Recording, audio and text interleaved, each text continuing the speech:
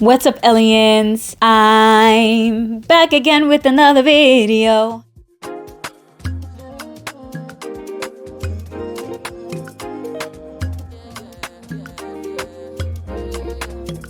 If you're new here, thank you so much for stopping by. I'm Simply Elle and welcome to the ELien gang. And if you're not new here, you know it's the regular madness. It's the regular madness.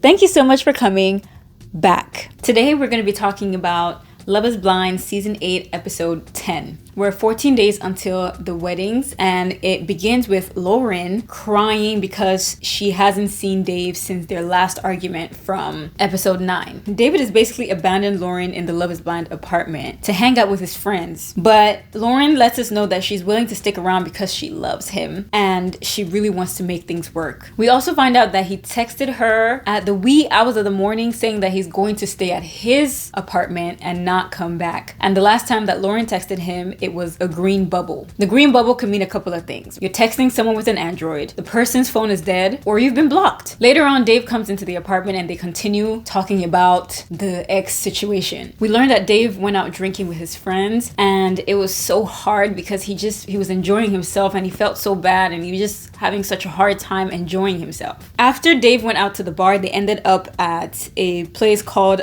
Basement Bar where a bunch of pod people were. Molly was also there. He says that Yemi told him that Molly was here and asked if he wanted to go say hi. He says that he said no, saying that that would be so disrespectful, like, no, I'm not gonna do that. Good for you, Dave. Maybe his sister told him not to go see Molly. Lauren says that her parents really want to meet Dave, but Dave is worried that they'll ask him why they haven't moved on from this ex situation, this person that she dated briefly before coming to the pods. He doesn't know what he'll say to her parents. And Lauren says that for her, the easiest answer would be that they want to be together. And she specifies that she wants to be with him. And then Dave says that he feels the exact same way. Now, Dave, you can't keep telling this woman that, I'm right here with you. I'm on the same page. You're not on the same page with her. You don't want to be with her. If it's not your sister, it's your friends. Stop lying to this girl because you don't want to look like a bad guy.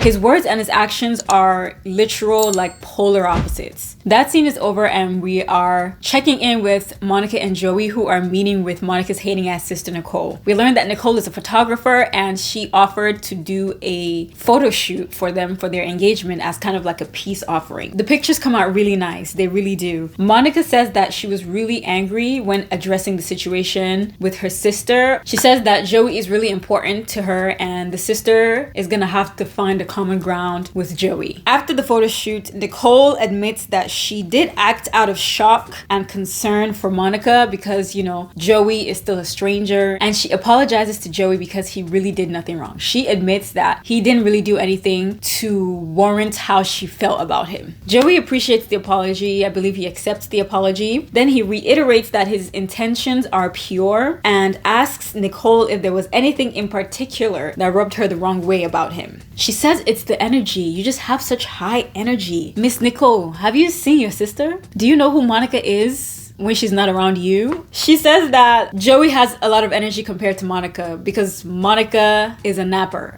Apparently in their family, the women are nappers. Maybe you don't see that side of her too often, but what we saw and what Joey saw is a hyper Monica. We literally said they have the same personalities. They're like two people that are the same person. So I don't know, sister. After more talking, sister Nicole says that she was just being protective and that now she can see how they are compatible and how good they are together. Now she thinks he's super kind and authentic. She really likes Joey and she gives them her blessing. Then we move on to our social justice warriors of the season, Ben and Sarah, who are talking about the TikTok situation. He says that he has grown as a person and that the people in his life know him and they haven't questioned his character, and he doesn't want the TikTok thing to hinder their growth in the relationship. Sarah says that she's protective of Ben and she's very understanding towards him in this situation. She feels better about the situation because it happened such a long time ago. So she also believes that there's a chance that Ben is now a different person and he has grown from whatever it is that he did to make this girl make that TikTok about him. Granted, the girl is weird. She only went on 2 dates with him, but there are other women who have had really negative experiences with Ben that apparently she wanted to shine a light on by over exaggerating her experience with Ben for the other women. I mean, the girl is weird, but it doesn't change the fact that Ben is also not that great of a person, allegedly. So it's not just that one girl on TikTok. So yeah, I feel like Sarah still has rose-colored glasses on. She is so attracted to Ben. She has thrown out her morals. She has thrown out everything she believes in and is dismissing the situation a little too soon, in my opinion. After that, we move on to Devin and Virginia. Devin meets Virginia's mom. Her mom greets them, admires Virginia's ring, and she says she has a lot of questions. Might I add, Virginia's mom asked really, really good, thoughtful, helpful questions. Devin begins to say that he felt that they aligned a lot on their values. She was big into her faith, which is something that he cares about as well. And they both want kids and want to raise a family, and they both love to help people. Then the mom asks what commitment means to them. Virginia says that it's fighting to be together and fighting for each other and making things work out together. And Devin says, commitment is everything to me. Everything. You're everything to me. Commitment is everything to him. Commitment is something he's seen all around him. His parents have been married for 34 years. His sister has been married for like 10 years. My grandparents have been married a long time, so I've seen what it takes to be together for a long time, and I think communication is the biggest aspect in that. He really knows about commitment. Commitment is everything to him. The mom mentions that Virginia can be stubborn, but Virginia corrects her and says, I'm not stubborn, I'm opinionated, and I will always argue my opinion. And same, I will always argue my opinion, and I have no problem changing my mind. She also says that she has no problem changing her mind. Devin is determined to make sure their relationship works, and he's putting God first in their marriage. Virginia feels at peace with Devin. She feels like he's kind, and she feels like she trusts him. After this meeting, it seems like they both feel really ready to be married and might be saying yes at the altar, even though I might come off as a hater, I don't think they should get married. We will soon find out why. I haven't been feeling 100% about this couple, and after this episode, I stand firm in my belief that they shouldn't be married. Virginia's mom says Devin is really cute, and I believe they got mom's blessing. Let's move on. Dave and Lauren. Okay, Dave meets Lauren's mom, who also admires Lauren's ring. Girl, I don't know why you're gonna allow this man to meet your mother when you haven't even met his friends, let alone his family. You haven't even met this sister he keeps talking about. Sister this, my sister, my sister, my sister. But you allow him to meet your mom. You waste your mother's time on this. All right. The mother asks him why he wants to be married, right? And this man says his friends are having kids and he's ready to have kids. It seems fun. They don't have the reaction that I expected. It seems fun. I want to hear from the women in your friends' lives that are making it seem like it's fun to just have kids. And that's now why you want to get married. That's why you want to tie yourself to somebody forever, because it seems fun. Apparently they bonded on wanting kids. Then we find out that Lauren's dad doesn't want to be on camera, which is fair, but he's willing to meet Dave without the cameras present. Then the conversation shifts to David's family, and he mentions that he doesn't know if his dad can make it because he golfs a lot and he's always on trips. But he said that he will definitely try to make it, and same with his sister. They talk about the sister and her concerns. They talk about the ex situation, and the mom is also like, why are you guys still on this thing? Lauren is not that type of person. He mentions how the sister is worried that she's gonna meet someone that wants fame and is here for the wrong reasons. And the mom was like, has she met Lauren? Has she met Lauren? Everyone keeps saying if his family and friends meet Lauren, they will have a different opinion than what they have of her right now. They go on to say how Lauren is pretty boring, and he does a little too much talking about I shouldn't tell her that. She's actually very boring. You know, I hate being around her. Then he says he's able to have difficult conversations with Lauren instead of bailing like he normally would. But literally yesterday, or like 2 scenes ago, you left after the conversation you guys had to go drinking with your friends. So what are you talking about? And Lauren literally just sat there nodding and smiling. She didn't challenge him on this at all in front of her mom. Lauren is the type of people that like to suffer in silence. Something will be biting you and you just be like, teardrop. He's okay. We are doing fine. Because why would you not challenge that? That was a blatant lie. I don't know where Dave got that from. I do not know what he's talking about, but that was not true. That was not accurate at all. Maybe we didn't see anything, but from what we saw, when the conversation got hard, this man left, went to the club to drink with his friends, and then came back the next day. And you're gonna sit there and just like, I saw somebody's video saying that Lauren picked me too close to the sun. Yeah, I agree. Then he said that he grew a lot in the last month than he has in the last 32 years of his life. Yikes. Then obviously, because Lauren does not challenge anything, she doesn't show any red flags, she doesn't see anything that's concerning her, the mother says that the family is excited to have him as part of their family because they trust Lauren. I don't know about that. You guys should question your daughter a little bit more. Just a little bit more. Then we move on to Taylor and Daniel, who are putt-putt golfing. They talk about their first dance song, wanting it to be relevant to their story. And they also discuss the idea that his sister might perform. I feel like they're gonna probably sing some Christmas song. She's gonna be walking down the aisle to I hear those ding ding ding ding ding ding do. Sleigh ride together with you. Or Santa baby, something for me. Because these people love Christmas. You think Jesus was born for only them. They also talk about getting their marriage license, and we learned that Daniel is the best human that Taylor has ever met. Yay, happy for you guys. Let's move on. We're now back with Devin and Virginia. Virginia thinks that her mom likes Devin. She asks if there are any lingering things that they should talk about before they get married. Devin says no, he's just feeling really good. And he says that if she ever feels like she's not being valued or that she's feeling disrespected, that she should not hesitate to let him know. Then we learned that Devin is not a big PDA person, but it seems like Virginia is. They feel really good on a physical level. They feel comfortable sleeping next to each other. They feel comfortable kissing each other, hugging each other, freaking each other, I'm assuming. And then it seems like she's looking for something to discuss. Like, I don't want to say she's looking for problems. I don't want to say she's looking for conflict, but I think there's something on her mind that she's hoping will come up from Devin's side. And I'm just like, girl, if you want to say something, just say it. Every time she would ask, so is there anything? I'm like, girl, it seems like there's something for you. So please say what you want to say and let's move this thing along. She then says she wants him to push himself to ask her hard questions. She asks him, what will make you mad? What will make you kick me out? What will make you sleep in another bed? And he basically says, nothing. I'm good. We're good. Then she asks about politics. And then we got a Ben 2.0. Devin says he has no side. Devin, side eye. Bombastic, criminal, offensive, side eye.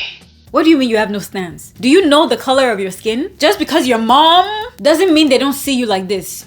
It doesn't mean they don't see you like this. What do you mean you have no stance? It's 2025. She tells him that she typically votes Democratic because she believes in equal and basic human rights. She believes women should have fetus deletus rights. She believes gay people should have rights, and many more. Then Devin chimes in and says that with fetus deletus, he believes the man should also have an opinion. He believes that the man should also have a say in whether or not the woman decides to fetus deletus or to not. And Virginia says, yeah, he can have his opinion, concerns, voice whatever you want to voice, but ultimately the decision belongs to the woman as it's in her body. I should be able to decide whether or not I want a potential someone to grow inside of me for 9 months. It's not a joking stuff. The major say so that you had as a man was deciding whether or not you should go inside with no protection and then release your content into the rivers of joy. That's one thing men don't understand. You have a say. It's just your say comes a lot earlier and it requires you to actually have like a clear mind while you're making that decision. After you've passed the point of no return, which is when you release your content into the rivers of joy, after that, a lot of the control is out of your hands. She now has the power to say yes or no. And then she asks like, I just want to make sure we're on the same page about that. Then she says that, are we gonna vote the same? And then Devin says, would it be a problem if they don't vote the same? She says, no, but we'll have to have conversations about it. And I'm like, girl, what? I'm not going to do too much on Virginia. I don't know if I want to put her on the same level as Sarah, because Sarah came out guns blazing in the pods like, this is my stance, this is what to freedom. But now that she has seen this, according to her, cute man, no more to freedom. I haven't heard her say anything about BLM. I haven't heard her say anything about any of the social justice issues that she's championing. If you and your partner vote differently, the difference is too much for you as the woman in the relationship. Men are privileged, whether they want to accept it or not. In a Republican society, a man, even a black man, will have a better time than a black woman. So what do you mean it's okay if we vote different? We just have to talk about it. You should have been talking about this before you get married. So what conversations were they having in the pods? When they met her mom, she said they weren't talking about stuff like what's your favorite color and this and that and the third. But you didn't talk about this until now? So what the hell were you talking about? Girl, you have to stand on business. This is why I say that they shouldn't get married. We then learned that Devin's family typically vote Republican because of their faith. Do you think our Lord and Savior Jesus Christ supports half of the things these Republicans do? Even some Democrats. Every time a Republican or a conservative person says that they vote the way they do, is about faith. It's about their faith. It's about your religion. You think heaven's gates are opening wide for Trump, but you support that. Voting conservative means you support that. In case you didn't knew. The mention of his family voting Republican tells me that he likes to vote Republican, but he doesn't want to say it. A lot of people who vote conservative don't like talking about it in public. They're the ones that are always talking about why can't we just be friends? Even though we did it, because you're literally voting and making decisions that impact me negatively. Anyway, towards the end of the conversation, Virginia mentions that her family typically votes Democrat because they're black, and she doesn't know too many black people that are Republican. And then Devin is like, well, my dad is black. I mean, yeah, but in general, not too many black people are Republican. There's a reason for that. We're gonna leave that alone and we're gonna move on. Virginia, don't do it.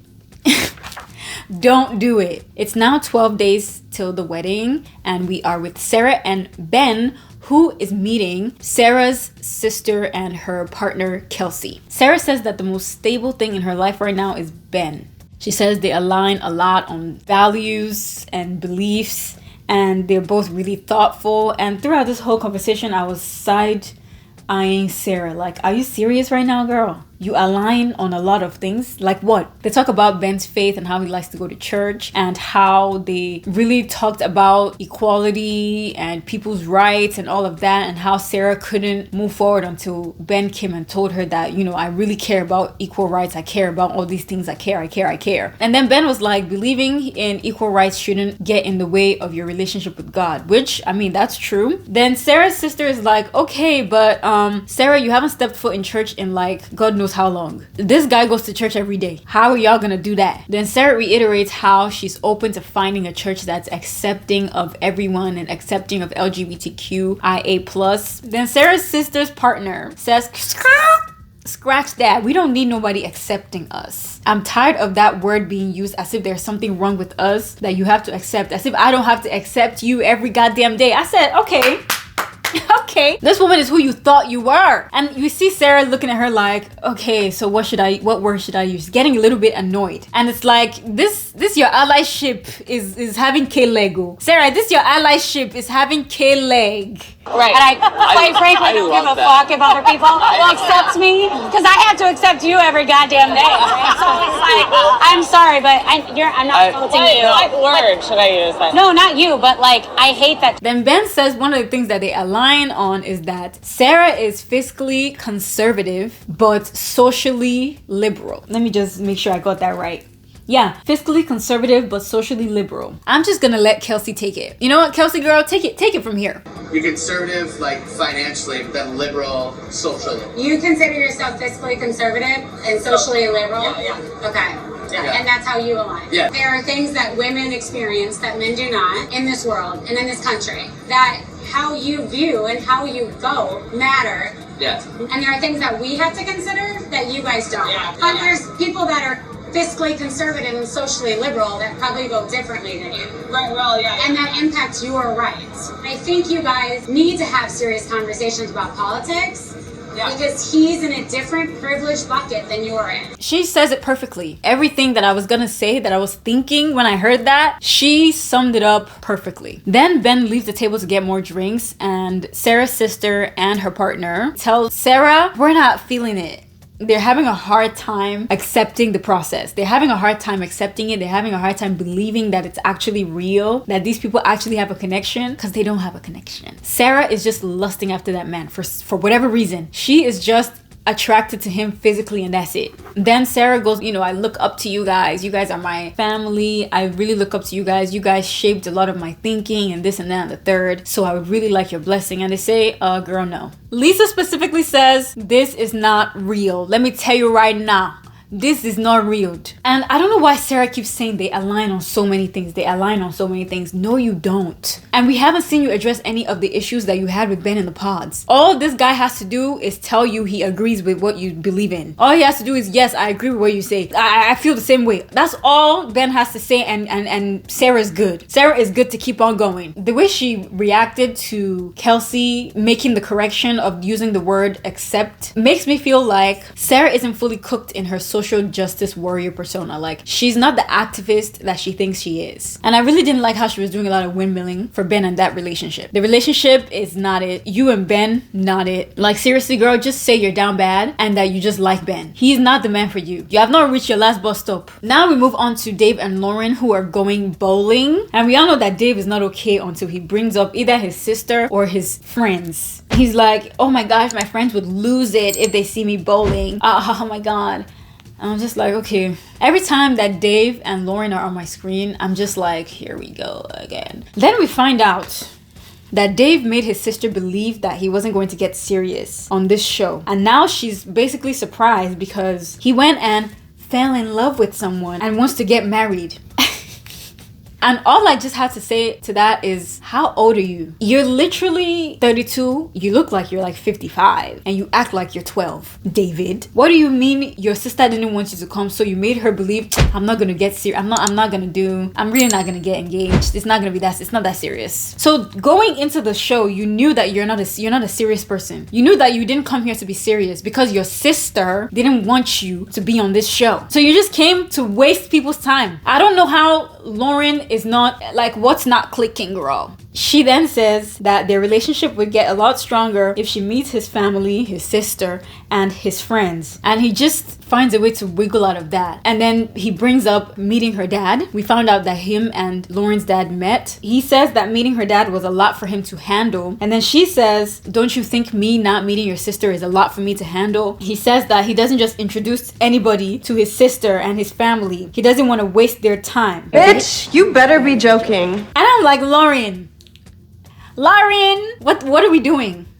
What's tea? Tell me. Like, I'm here for you, Lauren. Tell me what's going on. Why are you still here? Why are you letting this man play in your face like this? He doesn't introduce just anybody to his family and his sister. Then she says if he doesn't see a future with her, he should let her know. And my notes literally said, babes, your man is a coward. If you really want to read between the lines, Lauren, he been said he doesn't want to be with you. He has been saying it. But like I said, he's a coward. This man hasn't grown up past the age of 12. At 32, at your big age, I don't know what this is. At your big age of 32, your sister is telling you can't do this, you can't do that. Then Dave is like, I don't feel comfortable having this conversation here. She agrees, and then they move on somewhere else to continue the conversation. And that's where the episode ends. Oh my goodness. The only people I'm rooting for to get married is Daniel and Taylor and Joey and Monica. Those are the only two people that I actually maybe a little bit would say, oh, get married. Everybody else, go home. Go home. Y'all need help. You need something else. You guys keep coming on a TV show to find a husband when you have bigger problems in your life. You keep coming to TV to find a wife when you need to be doing something else. You need to be going to the therapy. Go to the therapy section. That's the end of the episode. Thank you guys so much for making it this far. Like the video if you like the video. Don't forget to hit that subscribe button and ring that bell so that you get notified anytime I upload a new video. Thank you guys so much again, and I'll see you guys in the next one. Bye.